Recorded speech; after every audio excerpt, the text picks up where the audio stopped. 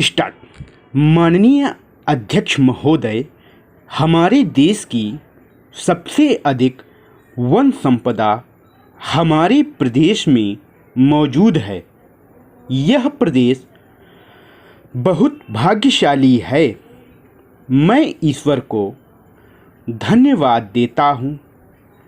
जब से देश में वन संरक्षण अधिनियम लागू हुआ है, उससे हमारे हाथ बांध दिए गए हैं।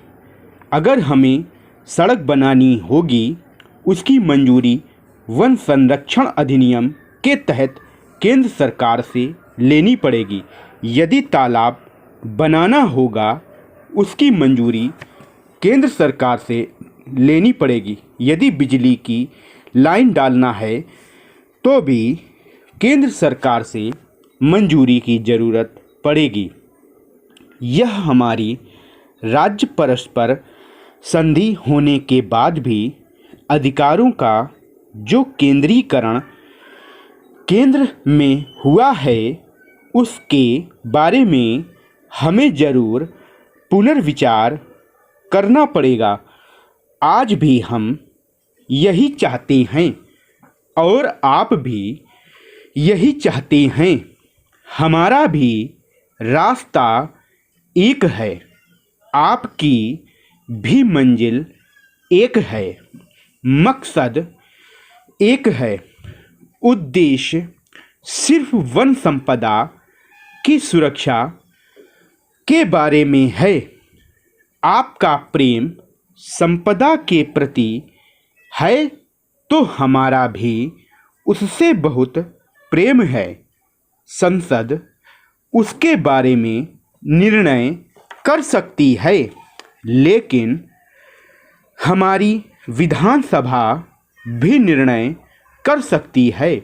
केंद्र सरकार को अपने थोड़े थोड़े अधिकार राज्य सरकारों के बीच बांट देना चाहिए, तभी जाकर हम अपनी वन संपदाओं को और अधिक साधन संपन्न बना पाएंगे। मैं इस संबंध में एक छोटा सा उदाहरण देना चाहूँगा, जो बिजली उत्पादन के बारे में है।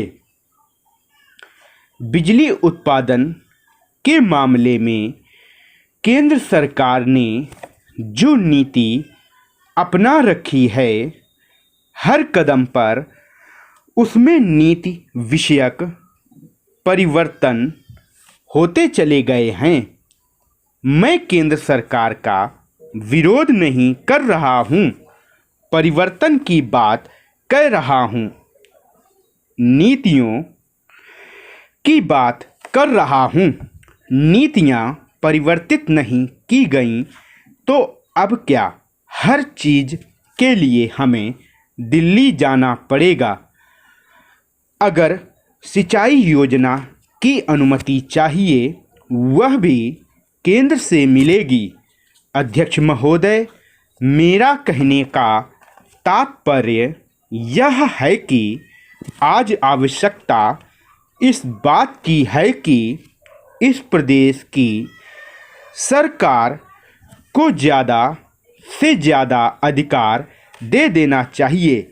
सरकार या कमीशन में इस बात पर बहुत विचार विमर्श हुआ। कहने को चर्चा बहुत हो चुकी है, लेकिन प्रांतों को बहुत दिन बाद अधिक से अधिक अधिकार मिले।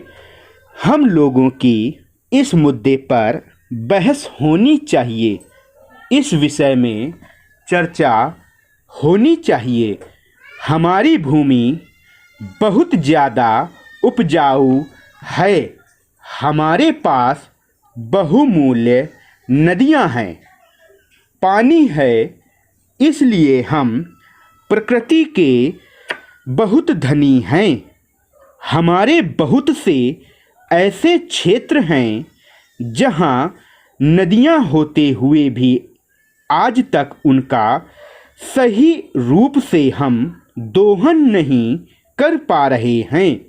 आज हमारे प्रदेश में लगभग 6,000 करोड़ रुपए की परियोजनाएं मंजूर पड़ी हुई हैं।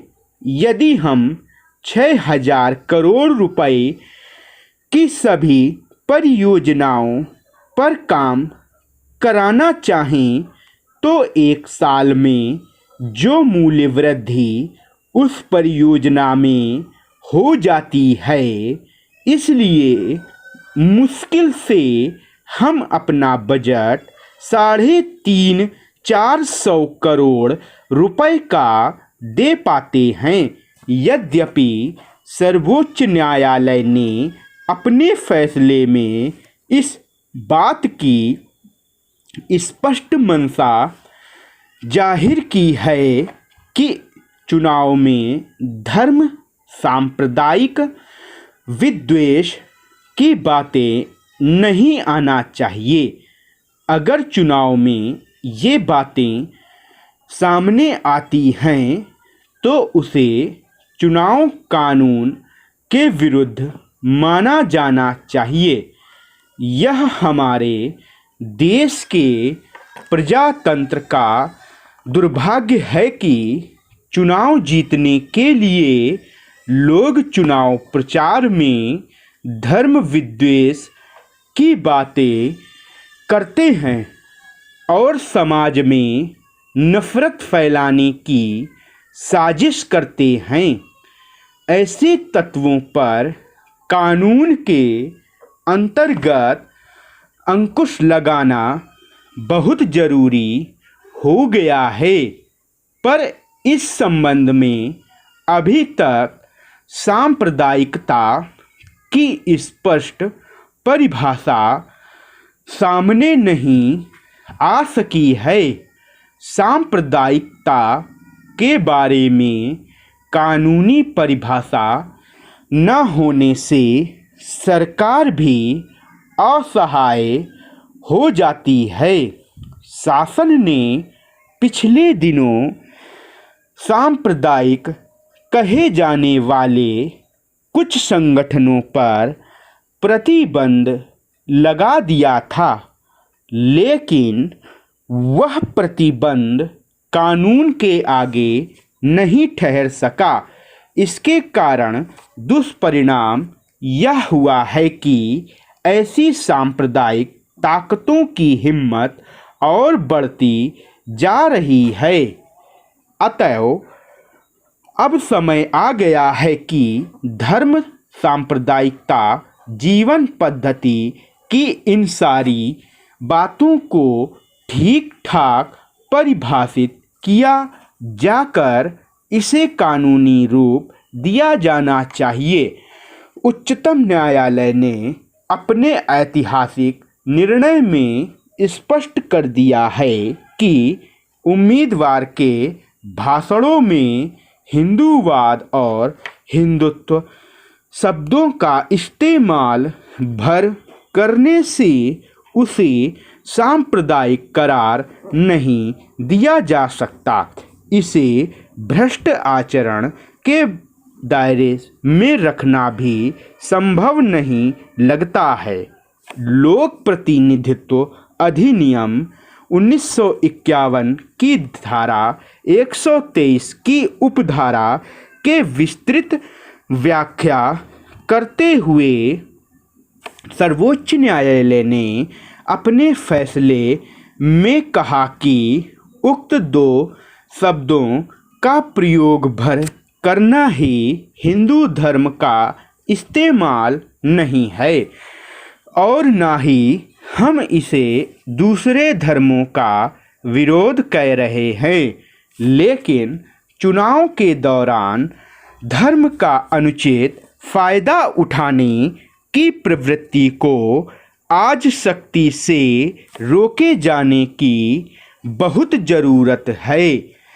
इसलिए चुनाव के दौरान उम्मीदवार और उनके प्रचारकों को ऐसे शब्दों का उपयोग संयम के साथ दूसरे धर्मों के प्रति नफरत न फैलाते हुए ही करना चाहिए।